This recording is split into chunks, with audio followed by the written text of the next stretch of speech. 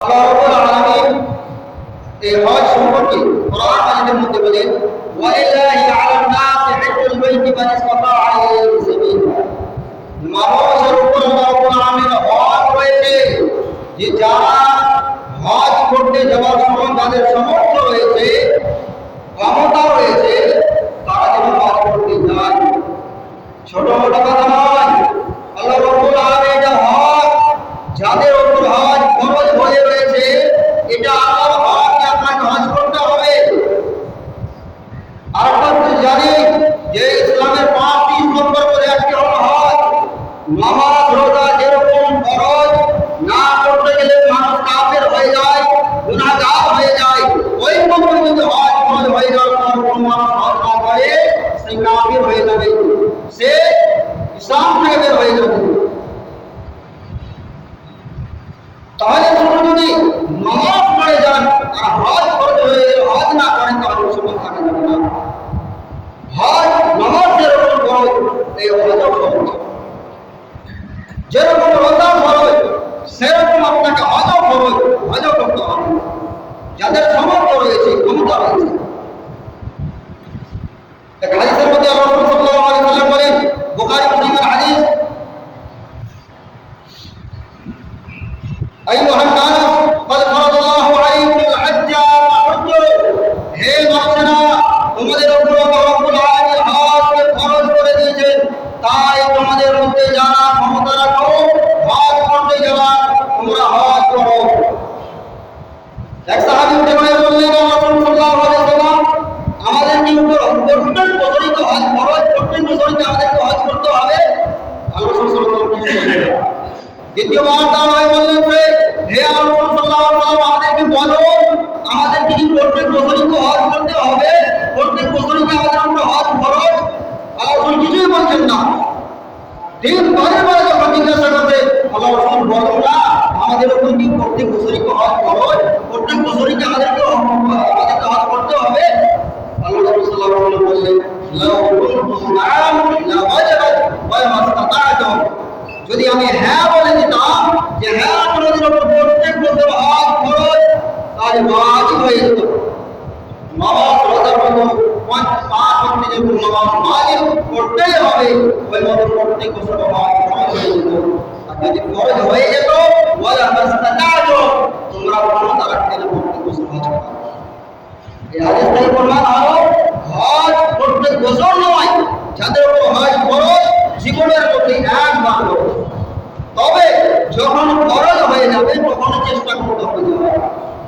এমন নয়, আমাদের মধ্যে প্রচারিত রয়েছে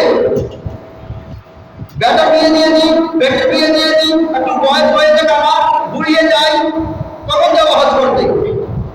সেটা নয়, যখন হজ সময়, যখন হজ ফরজ হয়ে যাবে, আপনার ক্ষমতা হয়ে যাবে, তখনই হজ করতে হবে।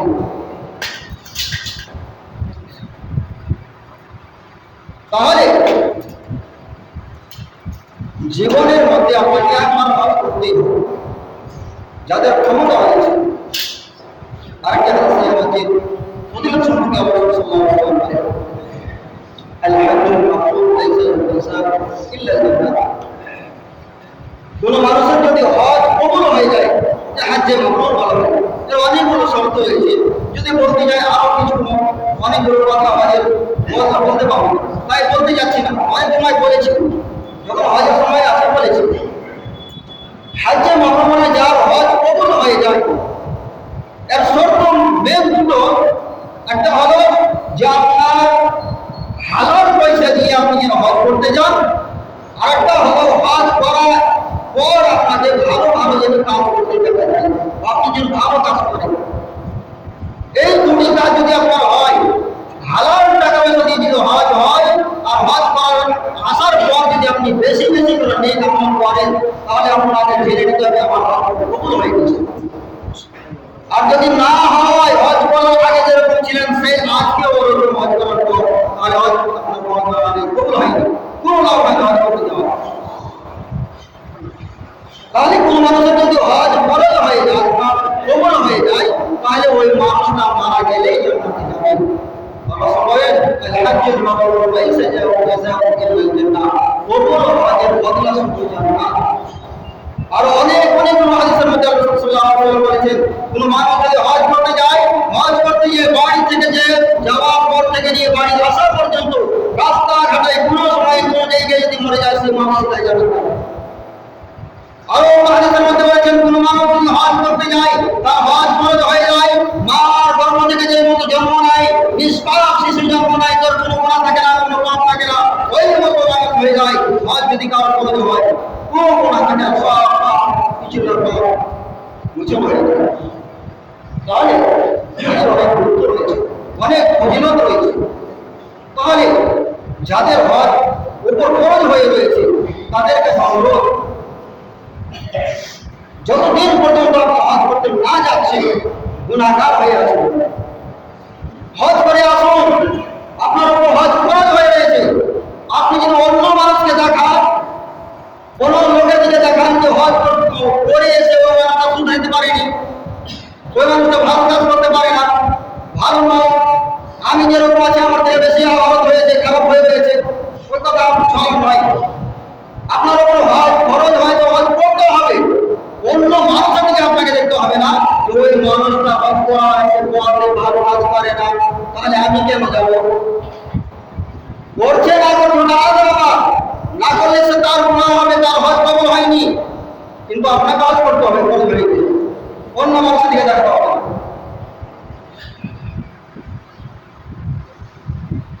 উমরা সম্পর্কে আল্লাহ সাল্লাল্লাহু আলাইহি ওয়াসাল্লাম বলেন, আল উমরাতু ইলা আল উমরাতি কাফারাতুন লিমা বাইনাহুমা।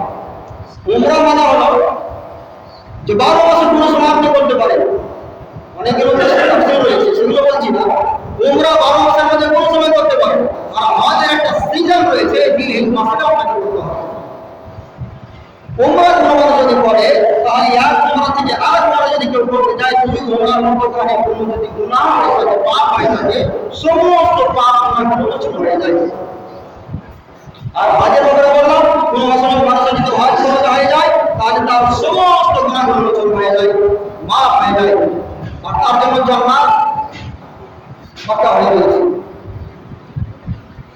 এবার আসুন, হজ করতে গিয়ে যখন আমরা ইহরাম বাঁধব, ইহরামের সময় অনেকগুলো কাজ আমরা করতে পারবো না, সেগুলো কি আমাদের জানা আছে বা আমরা জানি যে সেগুলো কাজ কি কি আমরা করতে পারবো না। ইহরাম যখন বেঁধে নিলে কিছু কিছু কাজ আছে, সেগুলো মানুষ করতে পারবে আর করা যাবে না। 1 নম্বর কাজ হলো, মাথা হোক বা শরীরের কোনো অঙ্গের কোনো জায়গা চুলকে আপনি উঠাতে পারবেন না, চুলকে উঠাতে পারবেন না, কাটতেও পারবেন না, বা কোনো জিনিস দিয়ে ছিঁড়তেও পারবেন না।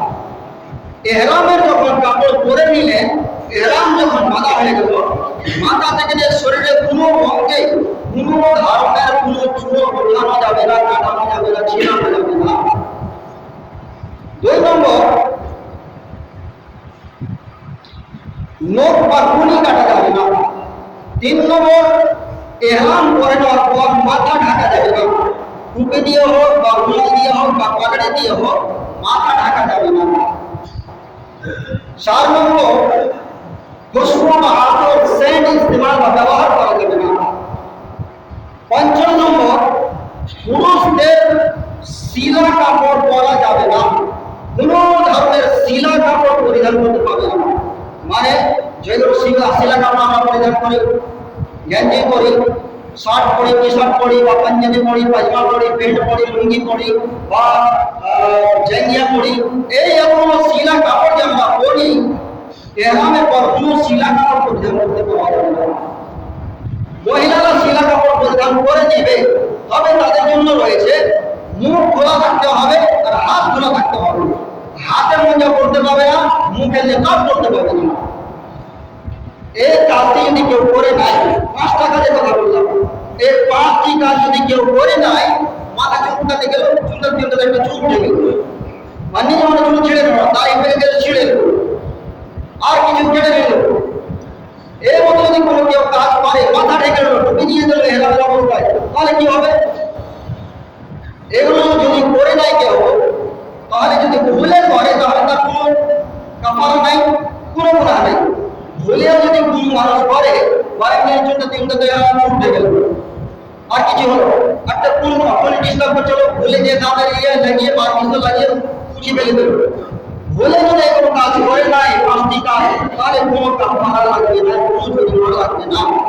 যদি ভয় না করে নিজে জেনে বুঝে যদি করে, তাহলে ওই মানুষটি কাফারা লাগবে। কাফারা তিন প্রকারের মধ্যে কোনো এক প্রকার দিলে চলবে। প্রথম কাফারা হলো 3টা রোজা রাখতে হবে আপনাকে। যে কাজটি করবে ওটাই রোজা রাখতে হবে, 3টা রোজা রাখতে হবে। ওটা করলেন তো বললেন, যদি না করেন তাহলে 6টা মানুষকে খাবার দিতে হবে, 6টা মিসকিন, ফকির মিসকিনকে খাবার দিতে হবে। ওটা হলো 3 নম্বর হলো একটা দাম দিতে হবে। দাম মানে একটা জানোয়ারকে জবাই করে দিয়ে আপনি ফকির মিসকিনকে খাইয়ে দিতে হবে। এই 3টি কাফারার মধ্যে যেটা আপনার সহজ, যেটা আপনার ক্ষমতার মধ্যে আছে আপনি দিতে পারেন বা দিতে হবে। এর মধ্যে আপনাকে কাফারা দিতে হবে।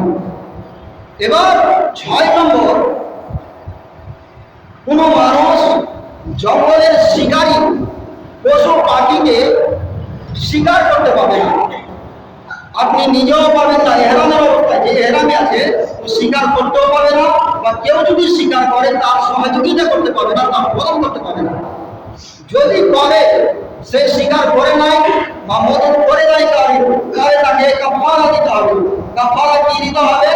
যে ধরনের জানোয়ার মারা যাবে শিকার করবে, ওই ধরনের তাকে জানোয়ার জবাই করে বিলীন করে দিতে হবে। মানে যদি কেউ হরিণ শিকার করে, হরিণ খাওয়া যায়, এটা হালাল। যদি কেউ হরিণ শিকার করে, হরিণের মতো দেখতে বকরি বা ছাগল, তাহলে তাকে ছাগল জবাই করে বিলীন করে দিতে হবে। যদি কেউ নীল গায় করে বা ঘোড়া এর মতো যদি কেউ শিকার করে, তাহলে তাকে গাই বা বল থেকে কোরবানি দিতে হবে বা দাম দিতে হবে। বা কেউ যদি এর চাইতে বেশি বড় বড় জিনিসগুলো করে, তাহলে তাকে উট দিতে হবে। মানে যেই ধরনের জানোয়ার সে শিকার করবে, ওই ধরনের মতো দেখতে যেগুলো হালাল জানোয়ার কোরবানিতে দেওয়া যায়, এই 4 প্রকারের দেওয়া যায়, এই জানোয়ারগুলোকে জবাই করতে হবে। এটা বলা হয় দাম দেওয়া। আরেকটা করতে বলা যায়, ওই জানোয়ারটা একটা অনুমান লাগিয়ে নিতে হবে যে কতটুকু দাম হবে। ওই দাম অনুযায়ী আপনি গাল্লা বা আনাজকে, খাদ্যদ্রব্য জিনিসকে কিনে নিয়ে ফকির মিসকিনকে বিলি করে দিতে হবে। আরেকটা করতে পারা যায়, যতটুকু যা আনাজ পাওয়া যাবে, খাদ্যদ্রব্য পাওয়া যাবে, ওই আনাজটিকে 550 গ্রাম হিসাবে, জয় 550 গ্রাম হবে, 550 গ্রাম হিসাবে আপনাকে রোজা রাখতে হবে। মানে 5 কেজিতে কত 500 গ্রাম হয় জানেন? 550 গ্রাম। 9 থেকে একটু বেশি হয়, 9 হবে। 5 কেজিতে 9টা 550 গ্রাম হয়। 9 550 গ্রাম হয় 5 কেজিতে। তাহলে কেউ যদি অনুমান লাগে একটা ছাগলের বা বটের যদি 5 কেজি আনাজ পাওয়া যাবে দামের মধ্যে, তাহলে তাকে 9টা রোজা করতে হবে। এই মতো যতটুকু তার দাম যাবে বা আনাজ পাবে, ওই হিসাবে 550 গ্রাম হিসাব তাকে একটা রোজা রাখতে হবে। তাহলে 3টা প্রকার বললাম আপনাকে, তাহলে যদি স্বীকার করে নাই কেউ। 7 নম্বর, এহরামের অবস্থায় কোনো মেয়ে বা ছেলেকে দেখানো যাবে না, যাকে আমরা গয়নাবাটি করা বলি বা মাংনি করা বলি। দেখানো যাবে না, গয়না করা যাবে না বা বিয়ে করা যাবে না। এহরাম যতক্ষণ করে আছেন ততক্ষণ পর্যন্ত কেউ কি দেখানো যাবে না, গয়নাবাটি করা যাবে না বা বিয়ে করা যাবে না, বা আপনি কাউকে করাতে পারবেন না। আপনি বলেন আমি করবো না, কিন্তু কাউকে করিয়ে দিচ্ছি, আপনি বিয়ে করাতে পারবেন না, সহযোগিতা করতে পারবেন না। যদি এরকম কেউ করে থাকে, তাহলে তাকে কাফারা হলো শুধু ইস্তেগফার করবে, আল্লাহর কাছে ক্ষমা চাইবে। 8 নম্বর হলো, স্ত্রী যদি থাকে, হজের সময় যদি নিজস্ব স্ত্রী থাকে, স্ত্রীর সঙ্গে সে কিস বা চুমাচাটি করতে পারবেন না। যদি কেউ চুমাচাটি স্ত্রীর সঙ্গে করে ইহরামের অবস্থায়, তাহলে তার কাফারা হলো যে তাকে ইস্তেগফার করতে হবে, আল্লাহর কাছে ক্ষমা চাইতে হবে। আর যদি চাইতে বেশি করে, মানে স্ত্রীর সঙ্গে সহবাস যদি কেউ করে নাই ইহরামের অবস্থায়, তাহলে দেখতে হবে যে তার সহবাসটা কখন হয়েছে। 10 তারিখের দিন একটা কাজ করতে হয়, সর্বপ্রথম বড় অথবা যেটা জামরায় অথবা রয়েছে, মানে বড় শয়তানকে পাথর মারতে হয় 7টা।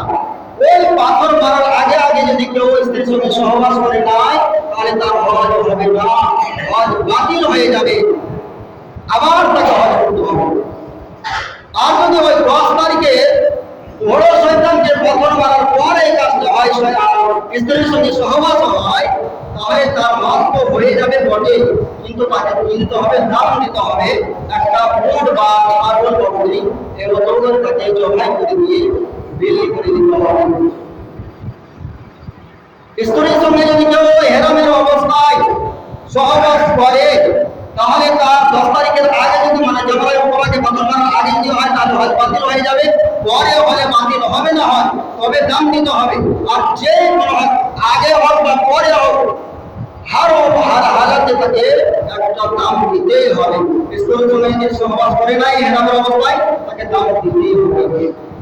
এটি ছিল 8টি বা 9টি জিনিস যেটি হেরামের অবস্থায় মাফ করতে পারবে না। যদি করে তাহলে এই কাফারাগুলো বললাম, এই কাফারাগুলো তাকে নিতে হবে। তাহলে যারা হজ করতে যাবেন বা গিয়েছিলেন বা যাচ্ছেন, এইগুলো কাজকে খেয়াল রাখতে হবে, ধ্যান রাখতে হবে।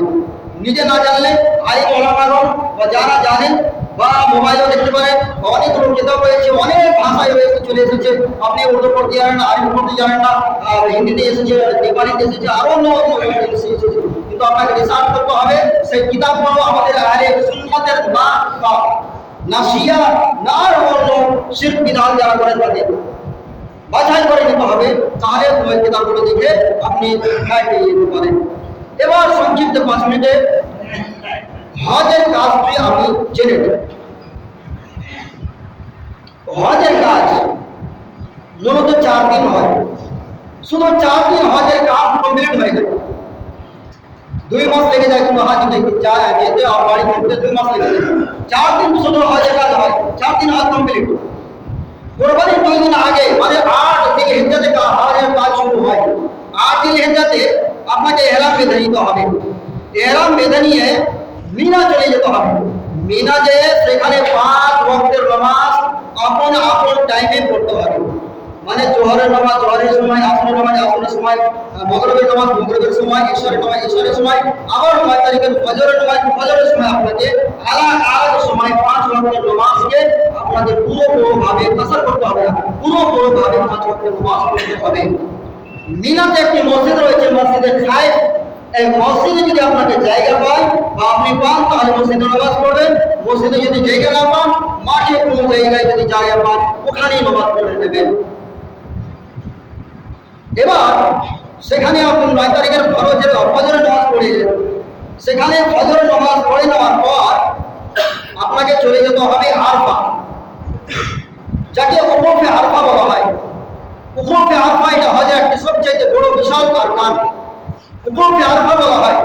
9 তারিখের ফজরের নামাজ আপনি মিনায় পড়ে নিয়েছেন, ওখান থেকে আপনাকে ফজরের পর আপনাকে চলে আসতে হবে আরফাতে। উকুফে আরফা করতে হবে। সেখানে আপনাকে জোহরের আর আসরের নামাজ কাসার করে পড়তে হবে, জমা করে আর কাসার করে। মানে আসরকে ঢিলা করে একটু আর জোহরকে ঢিলা করে আসরকে একটু আগে করে আপনাকে একসঙ্গে করে এক আজানে 2 একামতে আধা রাকাত পড়তে হবে। 2 রাকাত, এটাকে কাসার বলা হয়। তাহলে ওখানে আসর আর জোহর 2 নামাজ জমা করে কাসার পড়তে হবে। এবার মাগরিবের সময় হবে। এখানেও একটা মসজিদ রয়েছে, আরফাতে একটা মসজিদ রয়েছে, মসজিদে নিমরা বা নামরা, অনেক মানুষ বলে নিমরা বলে না। তাহলে এখানে মসজিদে নামরা বা নিমরা রয়েছে। এই মসজিদে খুতবা হয় 9 তারিখে, বিশাল খুতবা হয়। এই খুতবা আপনি নামাজ পড়ে নিয়ে খুতবা শুনবেন।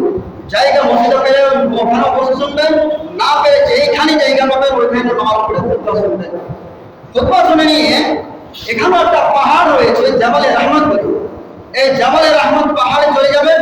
জাবালে রহমত পাহাড়ে যেয়ে কাবা শরীফের দিকে মুখ করে হাত তুলে দোয়া করবেন। হাত তুলে দোয়া করে আবার চলে আসবেন আরফায়, যেখানে ডেরা রয়েছে।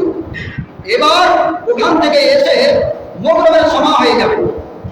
মাগরিবের সময় আপনাকে উকুফে আরফাতি হয়ে যাবে, কিন্তু মাগরিবের নামাজ পড়তে হবে। মাগরিবের নামাজের আগেও যেতে পাবেন না আপনি, আর বলবেন যে মাগরিবের সময় হয়ে গেছে আমি নামাজটা পড়ে নি করতে পারবো না। মাগরিবের নামাজের সময় হয়ে যাবে, আপনি আরফাতে নামাজ পড়তে পারবেন না। মাগরিবের সেখান থেকে নামাজকে মাথায় করে নিয়ে আপনাকে চলে যেতে হবে মুজদালিফা। মুজদালিফাতে আপনাকে মাগরিবের নামাজ আর ইশারের নামাজ একসঙ্গে করে কাসার করতে হবে। একসঙ্গে করে আপনাকে কাসার করতে হবে। মুজদালিফায় এই মাগরিব আর ইশাকে পড়ে নেওয়ার পর একটি কাজ করে নিতে হবে। তিনটি যে জামরা রয়েছে বা শয়তান রয়েছে, ওই শয়তানকে মারার জন্য ৭৭খানা পাথর আপনাকে কুড়িয়ে নিতে হবে। কুড়িয়ে নেওয়া হোক বা কিনে উপায় আছে, পাথর কিনে পাওয়া যাচ্ছে, আপনি কিনে নিলেন। পাথর কুড়িয়ে হোক বা কিনে হোক আপনাকে পাথর নিয়ে যেতে হবে, নিশ্চিন্ত ভাবে আপনাকে শুয়ে যেতে হবে, আরাম করতে হবে। এবার 10 তারিখের দিন ফজর হয়ে গেল। 10 তারিখের দিন ফজর আপনি ওখানে মুজদালিফাতে ফজরের নামাজ পড়বেন। নামাজ পড়ে নিয়ে ফজরের পর আপনাকে চলে যেতে হবে মাশআরে হারাম বলে একটি পাহাড় রয়েছে। মাশআরে হারাম ওই পাহাড়ে চলে যেতে হবে। পাহাড়ে চলে গিয়ে ফজর নামাজ পর থেকে নিয়ে যতক্ষণ পর্যন্ত সূর্য না উঠে যাবে ততক্ষণ পর্যন্ত সেই পাহাড়ে আপনাকে থেকে পশ্চিম কাবা শরীফের দিকে মুখ করে হাত তুলে দোয়া করতে হবে। এবার যখন সূর্য উঠে যাবে, 10 তারিখ হয়ে গেল, সূর্য যখন উঠে গেল ফজরের পর 10 তারিখের দিন, তখন আপনাকে আবার মিনা চলে যেতে হবে। মিনা যে এবার 10 তারিখের দিন হজের সবচাইতে বড় 4টি কাজ করতে হবে। প্রথম কাজ হলো বড় যেটা জামরা রয়েছে, জামরায়ে ওবা বা বড় শয়তান যাকে বলি, ওই বড় শয়তানকে সর্বপ্রথম 7টা পাথর মারতে হবে। 10 তারিখের দিন মনে রাখবেন শুধু একটাই, বড় জামরাকে শুধু 7টা পাথর মারতে হবে। একটা কাজ হলো। দ্বিতীয় কাজ হলো কুরবানি করতে হবে। তৃতীয় কাজ হলো হালাক করতে হবে। হালাক মানে মাথাকে ছিলে দিতে পারেন বা চুলগুলোকে ছোট করে নিতে পারেন। এখানে মহিলারাও কিছু ছোট করে নিতে পারে, তাদের ছেলা চলবে না, ব্যবহার চলবে না, মহিলাদের ছোট করে নিতে পারে হালকা। এই কাজটি হয়ে যাওয়ার পর, হালাক হয়ে যাওয়ার পর এবার ইহরামের কাপড় আপনি খুলে দিতে পারেন। হালাল হয়ে গেলেন। কিন্তু আরেকটা কাজ বেঁচে রয়েছে। 10 তারিখের দিন আরেকটা কাজ আছে, ওটা কাজ হলো তাওয়াফে ইফাদা। তাওয়াফে ইফাদা করতে হবে। তাওয়াফ আপনি ওখান থেকে তাওয়াফ মানে কাবা শরীফের 7 চক্কর লাগাতে হবে, ঘুরতে হবে আপনাকে। তাহলে কোনখান থেকে আপনি কাজ স্টার্ট করবেন? হাজিরে আসওয়াদ যে কোণা রয়েছে, লাগা রয়েছে, ওই কোণা থেকে তাওয়াফ শুরু করতে হবে, ঘুরতে শুরু করতে হবে, 7 চক্কর লাগাতে হবে। তারপরে যখন তাওয়াফ করবেন, তাওয়াফের সময় কোনো দোয়া করতে পারেন। কোরআন হাদিসে যেগুলো দোয়া রয়েছে, সাবিত রয়েছে, সেই দোয়াগুলো করতে পারেন বা নিজের সব ভাষায় দোয়া করতে পারেন। আল্লাহ রাব্বুল আলামিন, আল্লাহ রাব্বুল আলামিন আমাদের ক্ষমা করো, অনেক গুনাহ হয়েছে, আমি মাফ করো, বাড়িতে কোনো অসুস্থ হয়েছে, বাবা মরে গেছে, দাদা মরে গেছে, এদের ক্ষমা করো। আমাকে অনেক মানুষ দোয়া করতে বলেছে, আল্লাহ তাদের দোয়া কবুল করো। যে ধারণা করতে পারেন, কোরআন হাদিসের দোয়া করতে পারেন, নিজস্ব ভাষায় দোয়া করতে পারেন। এবার আরেকটা জায়গা রয়েছে মাকামে ইব্রাহিম বলে, ওই মাকামে ইব্রাহিমে যেয়ে 2 রাকাত সুন্নাত পড়তে হবে। সুন্নাত পড়ে নেওয়ার পর জামজামের কাছে যেতে হবে। জামজামের পানি রাখা আছে, সেখানে যে জামজামের পানি পান করবেন, হালকা হাতে নিয়ে মাথায় রেখে দেবেন, মাথায় ঢেলে নেবেন। তারপরে ওখান থেকে এসে আপনাকে সাই করতে হবে, সাফা মারওয়া পাহাড়ে দৌড়াতে হবে 7 বার, 7 চক্কর লাগাতে হবে। যে পাহাড়ে যাবেন সেই পাহাড়ে চড়ে কাবা শরীফের দিকে মুখ করে হাত তুলে আল্লাহ রাব্বুল আলামিনের কাছে দোয়া করবেন। এবার ওখান থেকে যখন সাফা মারওয়া সাই করা হয়ে গেল, আবার 10 তারিখে দিয়ে আপনার কাজ কমপ্লিট হয়ে গেল। এবার আবার মিনায় চলে আসুন। মিনায় এসে যে 11 তারিখের দিন মিনায় থাকেন, আপনি যতক্ষণ সময় থাকলো আপনি থাকেন। 11 তারিখের দিন জোহরের নামাজের পর আপনাকে আবার 3টা শয়তানের কাছে চলে আসতে হবে। 3টা জামরার কাছে এসে গিয়ে প্রথম ছোট জামরাকে, ছোট শয়তানকে মারতে মারতে হবে, আর আল্লাহ রাব্বুল আলামিনের কাছে হাত তুলে দোয়া করতে হবে। দ্বিতীয় শয়তানকে মারতে হবে, আল্লাহ রাব্বুল আলামিনের কাছে হাত তুলে মুখ করে দোয়া করতে হবে। তৃতীয় শয়তানকে 7টা পাথর মারতে হবে আর দোয়া করতে হবে। এবার বাড়ি চলে আসুন। এবার 12 তারিখের দিন এই কাজটাই করতে হবে। 12 তারিখের দিন জোহরের নামাজ পড়ে যাওয়ার পর সেখানে যাবেন, 3টা শয়তানকে 3 বার করে 7টা করে পাথর মারবেন, দোয়া করবেন। এবার চলে এসে মিনাতে এসে গেলেন। মিনাতে এসে যদি সময় বেঁচে যায়, মগরিবের আগে আগে চলে আসেন, সেখান থেকে আপনি পালিয়ে যাবেন। সেখান থেকে আপনাকে আপনার হোস্টেলে বা ডেরাতে চলে যেতে হবে। আর যদি সেখানে মগরিব হয়ে যায় আর যেতে পারবেন না।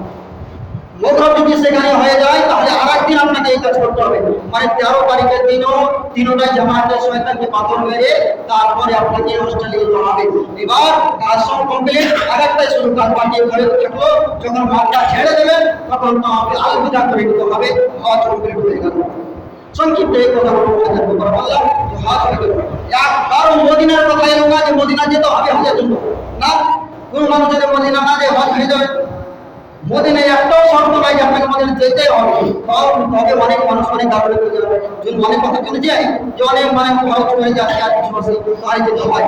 আর এই কথাগুলো আল্লাহ আমার কাছে দোয়া করি আমাদের যাদের হজ খরচে হয়ে রয়েছে আল্লাহ আমাদের হজগুলোকে করার তৌফিক দান করুন। আল্লাহ আমরা যারা হজ করে এসেছি আল্লাহ আমাদের হজগুলো কবুল করে নাও, কিছু ভুল ত্রুটি করে দাও। আমরা যারা আমাদের ক্ষমতায় না অর্থ নাই আল্লাহ আমাদের কোনো জারিয়া ওয়াসিলা বানিয়ে দাও আল্লাহ, আমরাও দেখতে চাই কিন্তু আমাদের ক্ষমতায় নাই আল্লাহ, আমাদের টাকা পয়সা নাই আল্লাহ, তোমার ঘর দেখতে চাই, তোমার মুখে সোলা ওটা দেখতে চাই আল্লাহ, আমাদের কোনো ক্ষমতা নাই মানে কোনো ওয়াসিলা বানিয়ে দাও যে আমরা আমাদের যেতে পারি হজ করে আসতে পারি।